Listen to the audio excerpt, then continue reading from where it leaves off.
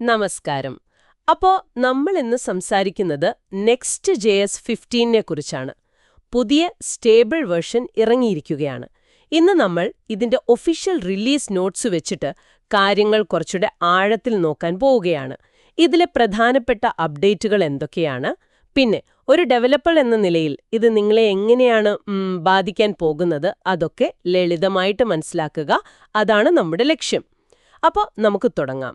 Next.js 15 ശരിക്കും പറഞ്ഞാൽ വെറും ഒരു നമ്പർ മാറ്റമല്ല, കുറച്ച് കാര്യമായ മാറ്റങ്ങളുണ്ട്. തീർച്ചയായും ഒറ്റനോട്ടത്തിൽ ചിലപ്പോൾ ചെറുതാണെന്ന് തോന്നാം. പക്ഷേ Next.jsന്റെ ഒരു ഭാവിയിലേക്കുള്ള സൂചനകളുണ്ടിതിൽ. ഏറ്റവും പ്രധാനം റിയാക്ട് 19 ഒരു സംയോജനമാണ്. അതെ, അതാണ് മെയിൻ ഹൈലൈറ്റ്. റിയാക്ട് 19 RCക്കുള്ള സപ്പോർട്ട്. അതാണ് ഏറ്റവും വലിയ വാർത്ത. ഒരു കാര്യം ശ്രദ്ധിക്കണം, ആപ്പ് റൗട്ടർ ഉപയോഗിക്കുന്ന പ്രോജക്റ്റുകൾക്ക് ശരിക്കും പറഞ്ഞാൽ ഇനി റിയാക്ട് 19 ആണ് ബേസ്.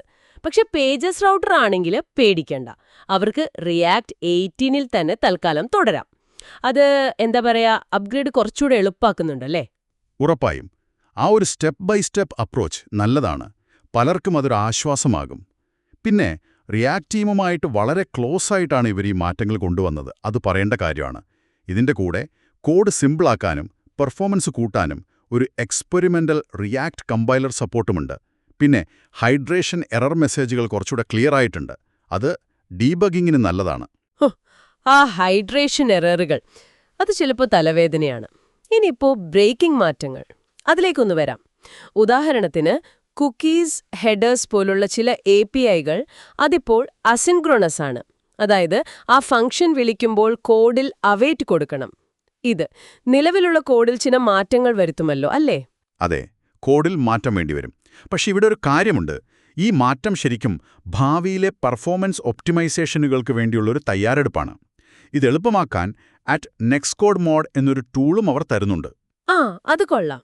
അതുപോലെ ഗെറ്റ് റൂട്ട് ഹാൻഡലറുകളും പിന്നെ ക്ലയന്റ് സൈഡ് റൂട്ടർ ക്യാഷും അതിനി ഡിഫോൾട്ടായിട്ട് ക്യാഷ് ചെയ്യില്ല.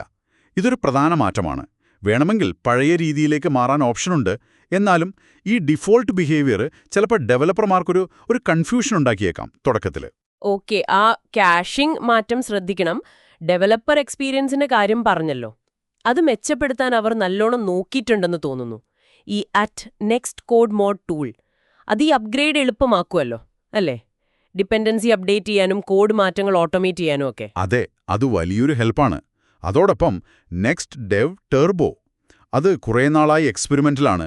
അതിപ്പോൾ സ്റ്റേബിളാണ്. ടെർബോ Vercel.com ഒക്കെ പോലത്തെ വലിയ ആപ്പുകളിൽ അവർ ടെസ്റ്റ് ചെയ്തപ്പോൾ ലോക്കൽ ഡെവ് സ്റ്റാർട്ടപ്പ് ടൈം ഒരു 76% വരെ കുറഞ്ഞു. കോഡ് അപ്ഡേറ്റ് ചെയ്യുന്ന സ്പീഡ് ഏകദേശം 96% വരെ ഫാസ്റ്റായി. ഓഹോ, 96%. അത് ഡെവലപ്മെന്റ് ഫ്ലോയിൽ വലിയ വ്യത്യാസം ഉണ്ടാക്കും. തീർച്ചയായും, വലിയ പ്രോജക്റ്റുകളിൽ പ്രത്യേകിച്ചും. പിന്നെ ഡെവലപ്മെന്റ് സമയത്ത് ഏതൊക്കെ റൂട്ടാണ് സ്റ്റാറ്റിക് എന്ന് പെട്ടെന്ന് കാണാൻ ഒരു സ്റ്റാറ്റിക് റൂട്ട് ഇൻഡിക്കേറ്റർ ഉണ്ട്. അതുപോലെ next.config.ts ഫയലിനും ഇപ്പോൾ സപ്പോർട്ടുണ്ട്. ഇതെല്ലാം ഡെവലപ്പർമാർക്ക് ഉപകാരപ്പെടും. അതൊക്കെ നല്ല കാര്യങ്ങൾ. ഇനി പുതിയ APIകൾ, എന്തെങ്കിലും പുതിയ ഫീച്ചറുകൾ ഉണ്ട്.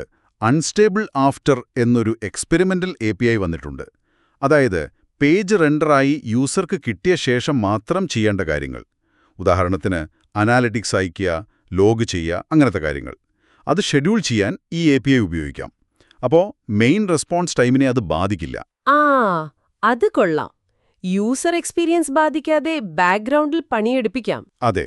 അതുപോലെ ഒബ്സർവബിലിറ്റിക്ക് വേണ്ടിയിട്ടുള്ള instrumentation.js അത് സ്റ്റേബിളായി. സെർവർ ലൈഫ് സൈക്കിളിലെ പല സ്റ്റേജുകളും മോണിറ്റർ ചെയ്യാനും ഓപ്പൺ ടെലിമെട്രി ഒക്കെ ആയിട്ട് കണക്ട് ചെയ്യാനും ഇത് വെച്ച് പറ്റും. ഓക്കെ, മറ്റെന്തെങ്കിലും പുതിയ കമ്പണൻസ് അങ്ങനെ ഉണ്ട്.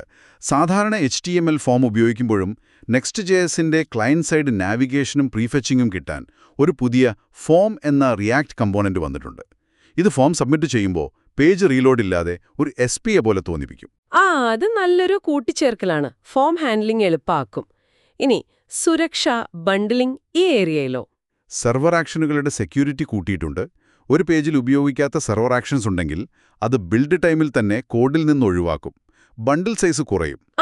അതോടൊപ്പം സെർവർ ആക്ഷൻ ഐഡികൾ ഗസ് ചെയ്യാൻ പറ്റാത്ത രീതിയിൽ കുറച്ചുകൂടെ സെക്യൂർ ആക്കിയിട്ടുണ്ട്. ബണ്ടിലിങ്ങിന്റെ കാര്യത്തിൽ പുറത്തുള്ള പാക്കേജുകൾ ഓട്ടോമാറ്റിക്കായിട്ട് സെർവർലെസ് ഫംഗ്ഷനിലേക്ക് ബണ്ടിൽ ചെയ്യാനുള്ള ഓപ്ഷൻ അത് സ്റ്റേബിളായി.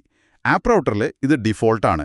പേജസ് റൗട്ടറിൽ ഒരു ഫ്ലാഗ് വെച്ച് ഓണാക്കണം. ഇത് ആപ്ലിക്കേഷന്റെ കോൾഡ് സ്റ്റാർട്ട് ടൈം കുറയ്ക്കാൻ സഹായിക്കും, പ്രത്യേകിച്ച് സർവർലെസ് പ്ലാറ്റ്ഫോമുകളിൽ.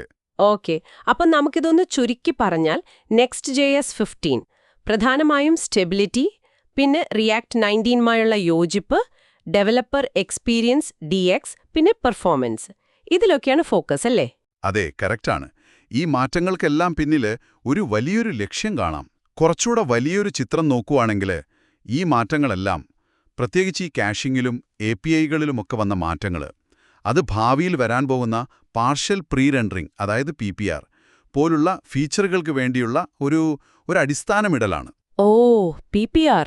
അതെ, PPR വെച്ചിട്ട് ഒരു പേജിന്റെ സ്റ്റാറ്റിക് ഭാഗം നേരത്തെ റെൻഡർ ചെയ്യാനും ഡൈനാമിക് ഭാഗം പിന്നെ ലോഡ് ചെയ്യാനും പറ്റും. അപ്പോൾ സ്റ്റാറ്റിക് സൈറ്റിന്റെ സ്പീഡും കിട്ടും, ഡൈനാമിക് ആപ്പിന്റെ ഫ്ലെക്സിബിലിറ്റിയും കിട്ടും, രണ്ടും കൂടെ ഒരുമിച്ച്.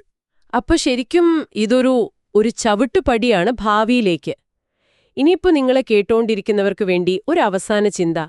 ഈ Next.js 15ലെ പുതിയ കാര്യങ്ങളും മാറ്റങ്ങളും ഒക്കെ നിങ്ങളെ പ്രോജക്റ്റുകളിൽ, നിലവിലുള്ളതോ പുതിയതോ ആകട്ടെ, എങ്ങനെ ഏറ്റവും നന്നായി ഉപയോഗിക്കാമെന്ന് ആലോചിച്ചു നോക്കുക.